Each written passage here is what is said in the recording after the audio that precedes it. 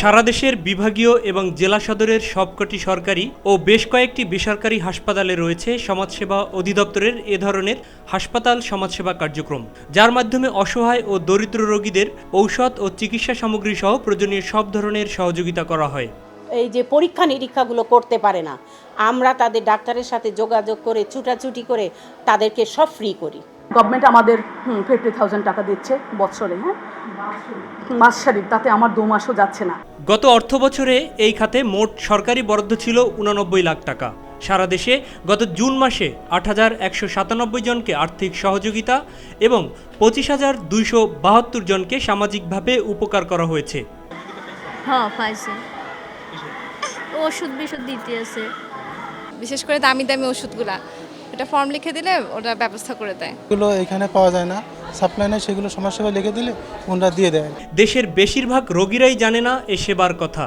Dhaka medical college হাসপাতালের মহাপরিচালক সাধারণ মানুষকে এই সেবার কথা জানাতে সংশ্লিষ্টদের আরও ভূমিকা রাখার পরামর্শ দেন। বিষয়টা যদি আরও ব্যাপক আকারে প্রচারের ব্যবস্থা করা হয় তাহলে এই ক্ষেত্রে আরও অনেক লোক হয়তো এগিয়ে আসবেন। সমাজসেবা অধিদপ্তর ওনারা যদি উদ্যোগী হয়ে এটা করেন তাহলে এটা হতে পারে। রাজধানীতে বেশ কয়েকটি হাসপাতালে এই কার্যক্রমের সন্তোষজনক অবস্থা থাকলেও গতিহীন অবস্থাও রয়েছে।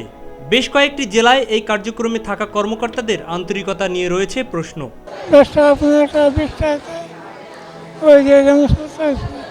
সমাজসেবা এখানে আছে, কিন্তু আমরা গরিব মানুষ, টাকা পয়সা চাইলে চিকিৎসা করার জন্য আমাকে যায় না। বিভিন্ন স্থান থেকে আসা অভিযোগকে আমলে নিয়ে সে ব্যাপারে ব্যবস্থা নেওয়া হচ্ছে বলে জানিয়ে সমাজকল্যাণ মন্ত্রী বলেন, আগের চেয়ে এই কার্যক্রমের গতি বেড়েছে। ডাক্তাররা অনুপস্থিত থাকেন, সমাজ কল্যাণ অফিসারও মাঝে মাঝে অনুপস্থিত থাকেন, রোগীরা গিয়ে খোঁজ পায় না, এই সমস্ত বিষয়ের যে অভিযোগ আমাদের কাছে আসছে, তো আমরা খুব কুইকলি এটা রিয়াক্ট করবার চেষ্টা করেছি। ইতিমধ্যে আপনার অবশ্যই লক্ষ্য করবেন যে গত 2 বছরের অবস্থার অনেক উন্নতি হয়েছে। অধিদপ্তরের মহাপরিচালক বললেন, যদি থাকে, আমরা অস্বীকার করছি না, থাকতেও পারে, কারণ অনেক বড় অধিদপ্তর, বড় কর্মকাণ্ড, 2-4 জাজ যদি এরকম থাকে, আমাদের নজরে কেউ আনে, সে যেই হোক, মিডিয়া হোক, অন্য পত্রিকা হোক, এটা আমরা তাৎক্ষণিক ব্যবস্থা নিই। তবে একটা জিনিস একটু বলে রাখা ভালো, বর্তমানে আমাদের জনবলের স্বল্পতা আছে, স্বচ্ছতার অভাব থাকার সুযোগ নাই, কারণ এখানে তো যৌথভাবে পরিচালিত হচ্ছে।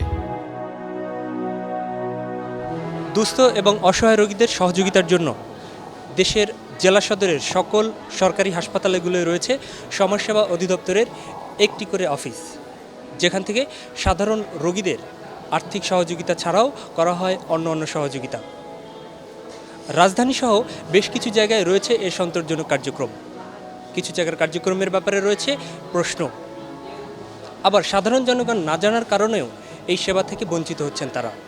তাই সচেতন মহল মনে করছেন এই সেবা কার্যক্রমটি আরও বেশি প্রচার পাওয়া দরকার, যাতে সাধারণ জনগণ এ সম্পর্কে জানতে পারে।